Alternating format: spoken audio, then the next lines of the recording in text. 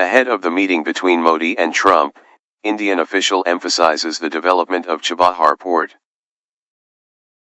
As the U.S. President signed a memorandum for maximum economic pressure on Iran, the Indian government stated on Monday that the Chabahar port is of great importance to Delhi for sending goods to Afghanistan and establishing trade connections with Central Asia. Trump's directive could revoke India's exemption from complying with Iran sanctions and its cooperation with the country in developing the Chabahar port. According to the Times of India, the White House has instructed Marco Rubio, the U.S. Secretary of State, to modify or revoke exemptions for countries from Iran sanctions, including regarding the Chabahar port project. Jaydeep Mazumdar, a senior official at the Indian Ministry of External Affairs, stated that the development of Chabahar port reflects the shared interests of India and Iran, ahead of Narendra Modi's meeting with Donald Trump.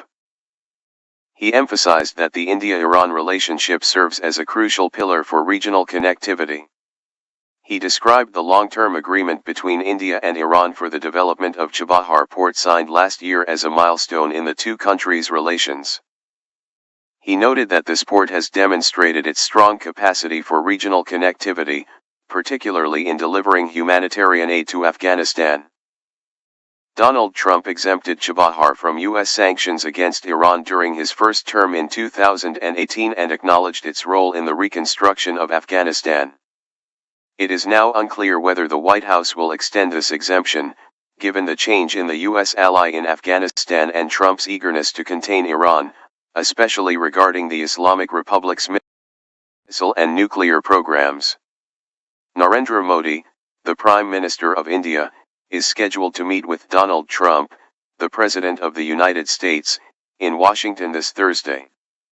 It remains uncertain whether the of Chabahar port will be discussed during this meeting. The Chabahar port creates significant opportunities for India in trade with Afghanistan and Central Asia. At the same time, it provides an alternative and reliable access route for Afghanistan by bypassing Pakistan, which is considered important for India, Afghanistan, and Central Asian countries.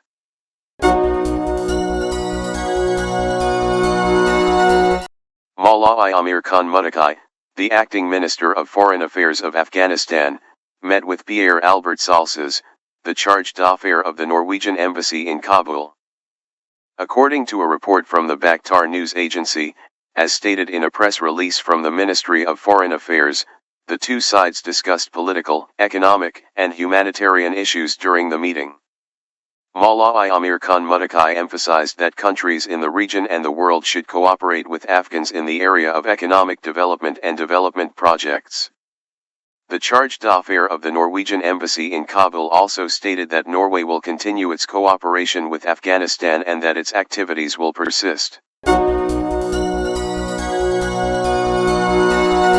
Turkish media has reported that Recep Tayyip Erdogan, the president of Turkey, will also visit Pakistan during his Asian tour. Erdogan began his Asian travels today, Monday, February 22, by going to Malaysia, and will then proceed to Indonesia and Pakistan. According to the Sabah newspaper, Erdogan will discuss strengthening relations in various sectors, the wars in Gaza and Ukraine, and the situation in Syria with officials from these countries. Erdogan's visit to Pakistan comes at a time when both sides have strengthened their relations in various areas, including security and defense, in recent years. The Sabah newspaper noted that Pakistan was the first country to purchase a maritime vessel manufactured by Turkey and has also signed a deal with Turkey for the purchase of drones. Erdogan's last visit to Pakistan was in February 2020, during which he met and discussed matters with former Prime Minister Imran Khan and former President Arif Alvi.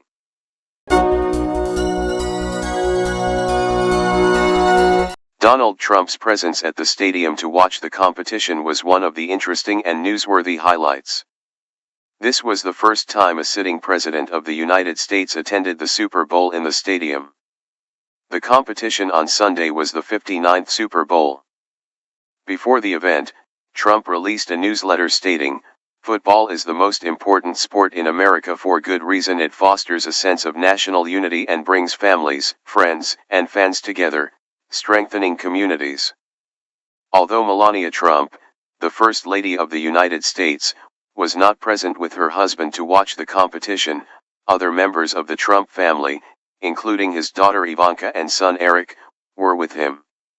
However, Trump left the stadium before the end of the game. Palestinian and Sudanese flags. During the halftime break of the competition, hip-hop star Kendrick Lamar performed. While Lamar was performing, a man dressed similarly to the dance team jumped onto the vehicle carrying Lamar and waved Palestinian and Sudanese flags, one of which had Gaza written on it. The man then ran towards the center of the field until security officials stopped him.